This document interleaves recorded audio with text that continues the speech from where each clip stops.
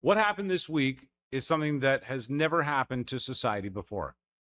All of the files that were made available this week with regard to the Epstein case, 3 million of them, turned the world collectively into a detective, piecing together strands of information, name drops that we were shocked by, image titles, but no images attached to them, and out of context emails that make us wonder if we're actually getting closer to the center of this thing or further away after all. One of those detectives is our very own Bradie Whetham, and he's been following this since the files dropped earlier this week. All right. Well, 3 million plus files are now out in the, I guess, general public. People looking for Easter eggs and webbing together clues that may or may not lead to what is really behind Jeffrey Epstein.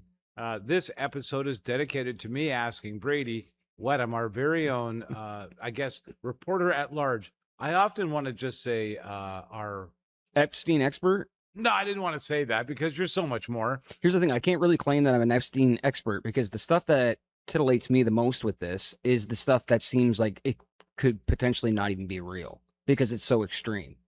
Yeah.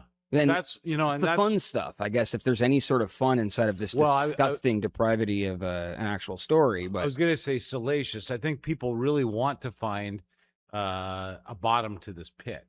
And I don't even know if it's that anymore, but what we're seeing now is completely unprecedented in our modern history, where all of society is now pouring through 3 million files to build their own case. Yep. A lot of it redacted, a lot of it out of context.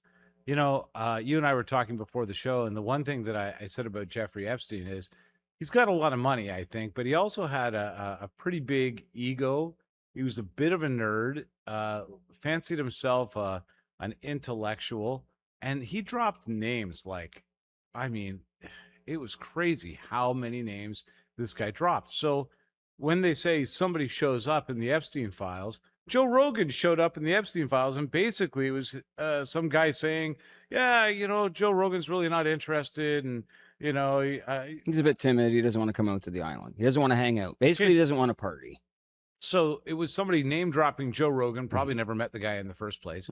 Secondly, they're saying that he's not interested. Okay, probably because he's never, ever been approached really, but the guy's just name dropping. And now Jeffrey Epstein, by association, is able to say to somebody, yeah, we've invited Joe Rogan.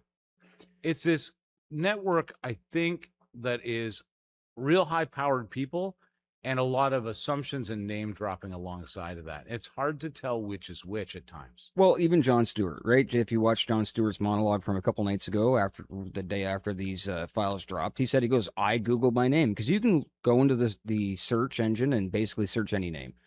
And he goes, I found my name. I'm in the Epstein files. I have to come clean. He goes, it just happened to be somebody saying we need a narrator for Woody Allen's new stand-up, and let's find someone like John. And John's response was, so you mean I don't have the job? Yeah, like, what do you mean, like Because John? This is where we're at this point. When somebody's mentioned in the files, doesn't mean that they're part of the files or part of an investigation. They just happen to be mentioned in an email. And when you're dealing with names like Jon Stewart and Joe Rogan, who are two of the most popular names in the space of entertainment, there's a good chance that their names are going to end up. The two guys shouting, you know, let's get to the bottom of this thing. And they're in the files. Okay, that's salacious. Yeah. But there's all of this alongside what is obviously a really dark, dark web of real bad people doing bad stuff. There's 3 paths to go down here. And I tried to lay this out last night. I was like building all these newspapers, and I look like the guy with the little red, pieces of yarn everywhere. I was trying to attach everything. And then I realized, you know what? That's how I envision you at home at night following with your stories. Everything. Yeah. Even Fallout, the new TV series, I do that. I'm like, oh, look at, they're in New Vegas and we're going to Mojave next. Okay. So there's 3 paths that you can go down. One is the salacious path, right? And that salacious path is the stuff that I actually don't believe is true. Like deep in my heart, I don't think is true. I think it may be interesting to put some of those things together. Maybe it answers some of these conspiracy theories that people have had for 10, 20 years, right? There's a way to place all that stuff in together and come down that route. And that route is going to be things like cannibalism, adrenochrome, devil worship, satanic, you name it, vampires, it's in that category. Then there's the road of, was he just a plant? Was he part of a bigger organization that really runs the world that was hired to blackmail people? Right. Everyone. It didn't matter who. There was no judgment there. Let's just get everybody. Then the third trail, which I actually think is the realistic trail to be on as a human being right now. Wait until this is all out. Take everything you can, every single thing that can be deciphered, every single little cryptic thing, every code, wait till it's done. Then come up with the assumption of what the hell happened. And if you have to assume things then, that's fine, but at least everything's out there. We only have half of this puzzle. And I honestly think that that's half of the puzzle that they're telling us that they're going to release. Okay. I think it may be 1/3 of the puzzle. I don't know if we'll ever get truth to it, but to come up with truths and to come up with paths and make sense out of this when it's impossible to make sense out of. There's a few things we know. One, he was a bad guy, a very bad person. No, he'd been charged long before any of us started looking at him. But his peers knew. His peers were bad too. That was my next point. The people that were around him that either helped facilitate this or close up. It's like the Harvey Weinstein thing. Everybody knew. You're all as guilty as the person doing it. If you don't say anything and you're letting it happen, you were an accessory to this. And I think his peers are in that same category where they should be in trouble for this as much as he is. Another one out there, secrets about the island that have now been revealed through this. The biggest one I would think that would be the one that... Little St. James. Little St. James, the one that makes your ears peak up is the trapdoor to the ocean. I had never heard of this before. And I've seen footage of what the guy shot. There's a picture of it. Oh, there's a picture of it now that was released. Yeah. And what was the mission of that trapdoor to the ocean? Speculation says that maybe it was a place to feed sharks. And what are you feeding those sharks? Well, meat. And where are you getting this meat? Maybe it's left over from the buffet the night before. We'll leave it at that. Maybe it's not. Maybe it's not the source of that meat. Yeah. I've said it before when it comes to Epstein. All roads, I think, lead down the money path. Okay. All of them. So you think this whole thing was just it was all about just gaining more money and power? I don't know if it was for Jeffrey Epstein, but I do think it was for people like Ghislaine Maxwell. It was for the Clintons. I think it was for Prince Andrew. Ghislaine, tell me why, because you have told me this off camera before. Why do you think that she chased this the way that she did? Princess. Her whole life, she was a princess. Her dad was a media magnate. She had yachts and homes and private schools. And, she lived the life of Riley. Mm-hmm. And then her dad mysteriously died and her world crumbled. Financially, I believe we would find out she was struggling. And I think that it was easy for her to see the life of a billionaire and her in it than it was to justify anything that she did would be okay to get that lifestyle back, which was sadly her comfort zone. Prince Andrew follows the same profile. Okay. Not going to be the king. Has a penchant to blow money, has gone through marriages. Kind of a mess up already. Yeah, he's a bit of an F up. Probably needs a little bit of investment from somebody out there into one of his projects to keep his lifestyle afloat. Mm-hmm. On and on and on. I think you see some of these hangers-on just trying to rebuild wealth. The Clintons, power. Well, they had all the money. They were getting so much. Like the second that Bill Gates acceptance to the club. Like Bill Gates, I think needs money, and I think he was just doing whatever he could to get money out of people. And I think he went to all those parties and all those networking events, and they got him at one of them. Yeah, I don't think he's part of the triangle either. I think the people that we're seeing, the people that are part of this triangle are the ones redacted. And while we're talking about it, when you, the U.S. government and the DOJ and everyone over there should be really embarrassed if they didn't do this on purpose. When you say the reasons why we're going to redact things and this is going to take so long to release these things is because we're going to redact victims. We don't want anybody knowing the victims. We don't want any of the victims having to go through any of this crap anymore. And then the files come out, and they didn't redact most of the victims' names. The only people they redacted are the people that are considered co-conspirators. Yeah. What is going on? In the web of evidence, almost everybody's blacked out. Everybody's redacted. Their faces, their names, their association to the center. Yeah. So I think when you see a Bill Gates and he's not redacted, you see a Donald Trump and it's not redacted. There's a reason why it's not redacted. It's not part of the actual program. They're people that have dirt on them, or that have dirt on them, right, from this guy. Yeah. I think the people that are part of this system and the people that are the co-conspirators, their names are covered in highlighter right Okay, now. but what about the people that were blackmailed? They're just as guilty as Epstein. Of course they're guilty. And who do you think falls into But they're that not realm? co-conspirators at that point. And that's what we're talking about. We're talking about people who helped his movement, who helped traffic women, who were out there scouting women for him, because there's numerous people and they have their names. Everything from podcasters to fitness gurus are out there scouting for him, sending him pictures of young children, young women, and saying, is this good enough? Is this good enough? And they're, going back and forth in email and a correspondence saying, oh, I don't really like her boobs. She needs a new boob job and all this stuff. There's co-conspirators here. There's people involved. And those people, if they aren't blacked out, the real deep ones that are even deeper than Jeffrey and Ghislaine themselves, are completely removed and scrubbed from this thing. Who do you think got blackmailed? I think every name that you see on that plane is probably blackmailed or got close to it. Right? Like you hear about things like we said at the very beginning of the show, Joe Rogan, too timid to go there. Well, why was he too timid to go there? Joe had said years ago that Alex Jones told him there's an island where people go. And Joe thought that was insane. And Joe's not a perfect guy. I guarantee that guy has been told things that he would never want to admit he's been told, right, that are probably true. Okay, one more topic, if I may, and then that's it. No, we just got started. No, and then I'll let you spray where you need to go with any of the topics next that you week think would be good. No, I'm keen to keep going, right, but I just want to know one thing. Do you think Jeffrey Epstein's dead? Nope.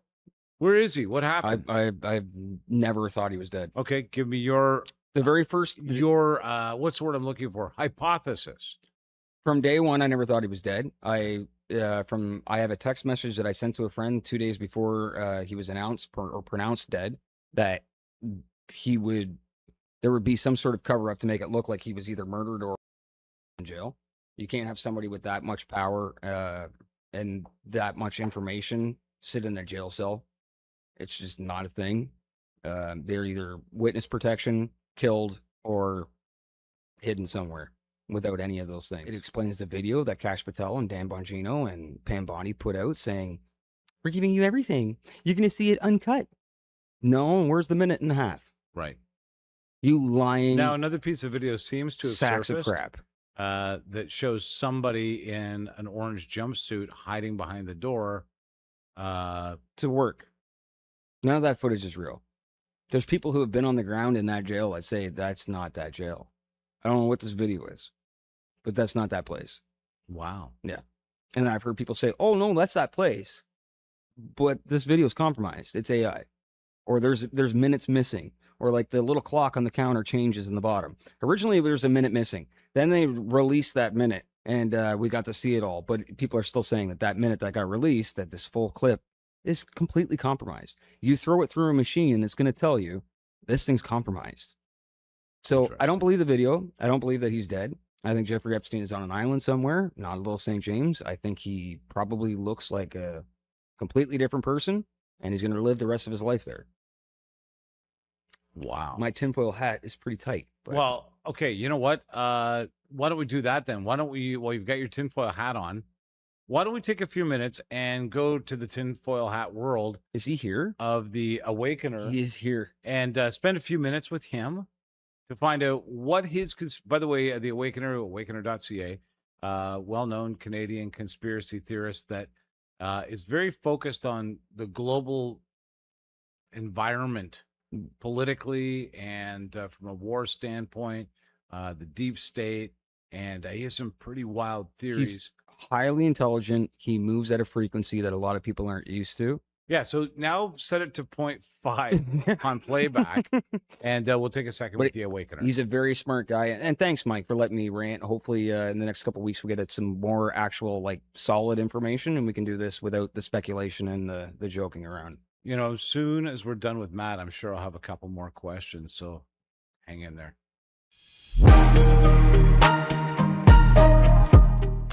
Okay, Bradie, let's get away from all the Easter eggs and all of the timeline that we're sort of being fed through all these different platforms and means, And let's put on our tinfoil baseball caps for a couple of minutes. I've had it on since this morning. Well, you know what? It's so interesting because today's guest is the Awakener, and I've known him for a lot of years. And what we're witnessing is stuff he was talking about 3-4 years ago. As recently as a year ago, he was talking about items that we were going to see.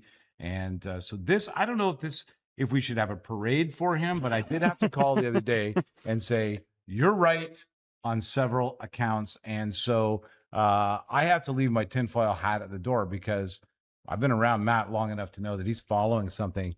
The Awakener, thank you so much for coming in, my buddy. Thanks. You brought the crazy sky. I also brought in his award, pizza. Uh-oh. Oh, that's so funny. In fact, this is something early days.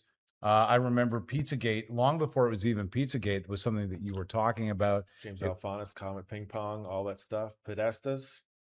Yeah. So if anybody watching has never heard of Comet Pizza or John Podesta, real quick in a nutshell, what exactly was the story in 2016 with Comet Pizza? The story was that there was a child trafficking ring that kind of ran Washington, D.C. through covert blackmail.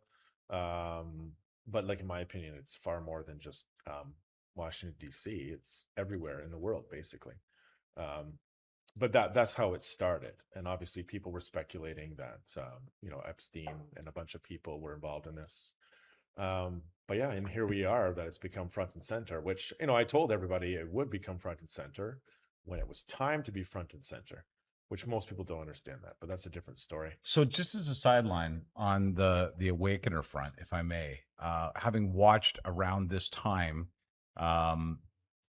this news starts to break. And Matt's been talking about it for about 6 months. The news starts to break, and I watch his followers on YouTube start to plummet over this next 6-7 weeks of you talking about this. And it was obvious to you and I that views were being suppressed on YouTube at the time. And it was a very weird experience to have. Well, Comet Pizza and the Pizzagate scandal in 2016 was the first time that YouTube did a clean sweep. So they went after a couple of the guys from Sandy Hook early on, and then the Pizzagate thing was to just push them over the edge. And then the Sandy Hook thing came back around again later on, a couple of years later. But realistically, people were seeing their channels banned and shadow banned from talking about Comet Pizza and the Hillary Clinton emails and Podesta emails, etc. We can talk about why, and that's because simply the information is too hot, and there's no point of talking about it until at a later time. So the information, they don't want the population to get too far ahead of the information. Who's they? I know that's an easy, everyone asks that question, but who do you think they is? I don't mean to cut you off, Matt. There's a battle clearly happening in the world between two imperialistic forces. There's obviously an historical Western world and Western imperialism, and there's obviously a Soviet imperialistic machine, which a lot of people have a hard time identifying. The general public can easily identify the US-based system because, it's right in their face and they live in it. And, relationship with Mossad and Israel and all this stuff, but it's far more deeper than that. That's just one side of the coin. And you're really not going to understand it until you understand both sides of this coin. And then you can understand the yin and the yang relationship and how they're playing off each other and what they're doing, which leads to, obviously, nobody really wants people to know the truth, especially the truth too soon. Because if you're basically feeding people the answers before people are being programmed to wake up or know a certain event, then it's dangerous to national security and these interests of these two sides. Which they've said about aliens for years, right? They show images of gray aliens and things like that because eventually if they do come back, we won't be thrown into chaos and rioting because we're already kind of used to it. Totally different study or story, but in regards to the Epstein thing, you can't learn that certain people are compromised too soon because learning that may result in a war. Which you could look at this from the JFK perspective as well, and the kind of the JFK releases, and people say, well, why are they all redacted? And why is half of it being told to me now, not the whole thing? And why was it completely redacted before? Yeah. And it was completely redacted before, in my point of view, because the exposure of the full thing would have led to a war, right away. People would have learned that, this happened and a certain person was compromised in this, it would have had a war. So instead of having the war, everything was censored and shut down. We're watching the world sift through these files. This is unprecedented in history. You've never seen anything like it. Yeah. No, the whole world has taken this chunk of files. And everyone but the mainstream media. That is true. And you Well, should be come on, ashamed of yourselves, mainstream We media. watched, I think, CBS Morning do a timeline that looked like it was redacted. If it doesn't, if it mentions Trump and Elon Musk and that's it, and that's your highlight of your story on Jeffrey Epstein after these 3 million files, I think you're doing a disservice to the people watching. But I assure you that these 3 million files and what people think they know right now is a drop in the bucket. And so people are basing their decision on what they think is happening based on that drop in the bucket, which is, you got to look at, even when you see an email when it says, oh, I work for so-and-so, you don't even know the context of that email that's being said, right? Like I could sit here and be like, hey, I work for the US military. Didn't you know? I work for the Canadian government. Don't you know? Because I have some job and so. And like, you don't know. And someone finds those emails later. They think Matt's working. Think, oh, that's just an admission. When it's not necessarily. It's very complicated. Well, I think that's the problem is, and this, you come from the world of deep state conspiracy revelation. In other words, you take what is alleged out there, break it down, and present it in a way that is like, okay, you don't know this end of the story. Sometimes there's a hit, sometimes there's a miss, but overall, the timeline that you've presented over the last 5 or 7 years, I would say, is starting to come to fruition. But what I worry about is in that sphere of conspiracy podcasting, broadcasting, and websites, and people posting social media, is that web of speculation has grown into a million different fragmented notions, and we're no further ahead. In fact, if I was the DOJ and I didn't want anybody to know about this, I would release every file and let the world the shit out of them. Let the world confuse. No, itself. I disagree with you. I think we're actually it's better this way. Really? Yeah, and it's going to make sense to you because let's pretend like there's going to be a war that arises out of something. You eventually have the population engineered where they then accept that, okay, well, maybe that is true. Maybe there is something devious going on. So even the people who are asleep and people who don't know that something is going on are talking about it. Do you know what I mean? Yeah. Well, everybody's talking about it right everybody's now. talking about it right now. And this is what I told everybody at the beginning. Everybody was like, oh, this Epstein stuff. And I'm like, you watch. The Epstein stuff is like a gradual, complete release. They're not going to tell everyone right away. It's going to be gradual and it's going to build. It's going to be unstoppable. When Trump said, oh, this Epstein stuff is nonsense and like this and like whatever. And and people like, that's it. That's all the information we have. I'm like, no, it's all going to come out. They just can't tell you. And they can't tell you. And if they told you in 2016 or 2017, number one, it would be unbelievable. Number two, people would be like, what is it? And there would be a consequence of it that the general population would not understand why this all happened. It would be a disaster. Okay, so do me a favor. Unwind Jeffrey Epstein from the Awakener's perspective. Possible intelligence asset that worked for us, maybe not high on the food chain, but probably recruited by a foreign adversary, Russia specifically. Why Russia? What in your head makes you think it's Russia and not? Because if anybody understands the battle that's happening, the first thing that people have to understand is if you understand there's a U.S. complex, what are they waging war against? And then the answer is it's communism, which would make you look back at the Soviet Union and make you go to this. You have to go through a bunch of different kind of things in your head. Does something not seem right? Well, they can also track that at the awakener.ca too. You lay it all out, right? Yeah. It's very complicated. Yeah. But in my theory is the Soviet Union collapse was faked. The Soviet Union collapse was faked because the US came out. I need coffee for that one. Okay.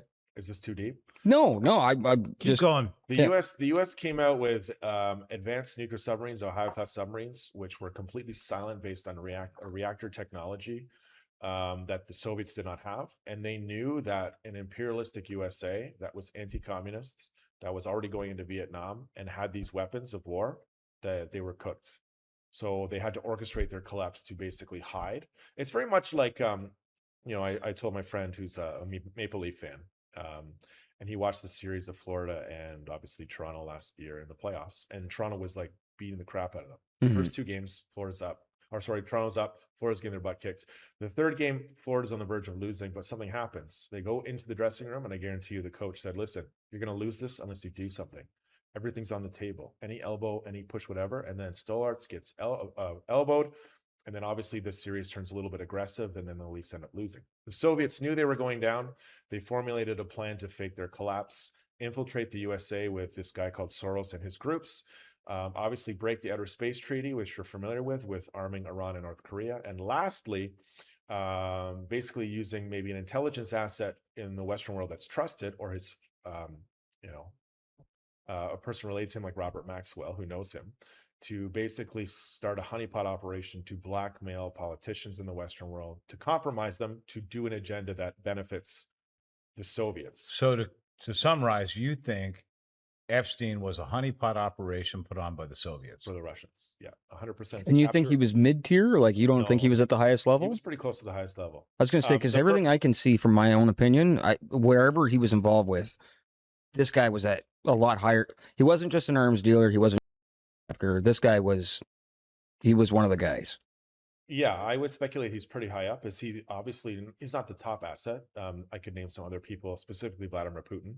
And most people who are going to listen to the show are going to be like, no, he was Mossad. Well, like, you're basing that basically on somebody who wore an Israeli hat or a shirt, and to somebody saying, well, I work for Jewish people in the Rothschilds. Well, like, I could send you an email saying I work for so-and-so too. And like, he could have been an intelligence asset of ours, joking that he works for the Jews because the Western world obviously has a relationship with Israel, but it's more complicated than that. It's about really understanding the Soviet agenda, which was to get the USA and then to erase Israel, because they've been funding all the Middle East in all these wars against Israel for years. From what I can see in some of these emails, the new release ones, and maybe this goes to what you're saying, he seemed to be water, right? So if he was talking to a Jewish gentleman and their whole thing was, disrespect the goyim, and they're only here people that aren't Jewish, like we're the chosen people, he would cater towards that. And it seemed like when he was talking to somebody else with a different belief system, he would cater towards that too. He seemed to be water and very manipulative. Very smart. Yeah. And if you analyze the conversations, you should look at this guy as a intelligence asset. He's very political, the way he talks. I'm pretty sure he was. Finance. Yeah. He knows some things about political movements and what they're doing. He's very cunning, very smart guy. So we know he's a pervert. We know that for a fact. Everything that is proving that he's a pervert. Now the alleged things are saying stuff like, it goes so extreme with some of these emails, right? You can see stuff inside of those emails, and yes, just because it was in an FBI email and it is considered evidence or they were looking at it, doesn't mean that it's always true, right? No, and it's also, you don't know the context that's being said. But personally, like, the average person is going to believe what they want to believe. They're not going to. But the JFK files have already been released that said that the Russians basically were involved in the assassination of JFK, but they don't want to believe it. They want to think that it was Israel. Okay, well, cool. So whatever people are going to see on these files. There's some crazy stuff in there, man. But they're going to come to their own conclusions without actually understanding everything. Look, I don't think that's my fear actually on every front. Yeah, this is why you can't tell people something in 2016. Back to our original conversation, you can't tell somebody this in 2016, 2017, without some kind of people understanding that we're in a war, with COVID happening, with the thing in Israel happening, with obviously China being encircled with Taiwan, Ukraine. There's a lot going on. You're being basically pulled out of the darkness, is what I say. You're being educated to what the truth is. Why? Yeah, why? The truth is a war. The truth is, if you understand that certain people who run our government are compromised and are feeding you a Soviet agenda, then once we understand that, we vote these people out. Once we vote these people out, Russia and China may not ever have this power in the world ever again. Yeah, mind if I ask a couple quick questions? I was just going to say, let's throw some stuff out that's more known and see what Matt reacts to. Yeah, I'm curious. Well, maybe you could tell us, what are the craziest, most useless things you think that have been presented out there that might even be distractions through this Epstein thing? That's actually a really tough question. That's probably the toughest question I've ever had posed to me, because I don't know if I have a proper answer for that. Yeah, I did it. Well, I was just going to say, what if I gave you one? So I had heard, and this is in the files, it was a witness testimony about a yacht. Did you hear about the yacht party? No, I didn't. Apparently, a couple big names, Willie, Georgie. You can guess who those people probably are. 8 baby entrails in front of people during a cannibalism ritual. Okay, now this one just sounds... But this is what I'm saying. Inside of those files, you're getting insane stuff. Whether that's a witness testimony from somebody who believed it or didn't believe it, or it's somebody in who the files. Somebody who's being sardonic or super sarcastic. And if you hand these to the wrong people, or some person and they read that, they're going to say, what do you mean they're eating babies? Like, that's going to drive some yeah, I mean, the conversation really could some be chaos. it could become some kind of joke, but it actually could be referring to obviously adrenochrome, which people are very familiar with. Adrenochrome came up obviously with Pizzagate and Yep. Comet Ping Pong. It's a very, very and Alex Jones has talked about adrenochrome to death. so the belief that they scare all these people to death. That's really weird. kill, He's looking pretty good lately. Like he's had some adrenochrome. It looks like his bills got paid off too, by the way he's talking nowadays. Listen, like people use their, their opinion for fame, and then their fame becomes modified opinions to keep their fame. So it's not necessarily you're never going to get 100% truth from anybody who's out there right now. And I really want to stress to people, I don't even know everything 100%. Nobody does. And if you did know 100%, it's very doubtful that you would have a very popular podcast. They would make sure that you never became popular. Because what I'm seeing from this, whether the stuff is true or not, this world is dark. The Western world is not perfect. We do have an imperialistic agenda. We have done evil in the world. Obviously our kind of nations and the reason it's been built has been passed on because of evil, but it far is eclipsed by a much, much, much greater evil. We are the necessary evil to keep this world in check, to ensure that it doesn't descend into 1,000 years of darkness. Okay, there you go. The tinfoil hat version, the Awakener. Matt, thank you very much. The truth is, he has a perspective on it that a lot of us are not watching. Yeah. He has his reasons for making those connections. He's highly intelligent. Yeah. But I don't know what half of what he was saying. Well, I mean, essentially, a lot of work to do tonight. A couple of things worth noting is that he's really identifying the imperialistic nature of how the world is dividing up, first and foremost, and then looking at the Epstein thing through that lens, I guess, which is a different perspective than what we're used to. And because right now we're all it's the whole world searching for Easter eggs in the field. And now that you're seeing that these pizza references and Comet Pizza and the same groups of people are now mentioned in the FBI files that have been released for Epstein, it starts to bring it back to the light again. So this is why you're seeing Pizzagate. Okay. Bradie, I'm going to tell you something, if I may. Here's what I would do if I was the Department of Justice and the president was telling me to bury this.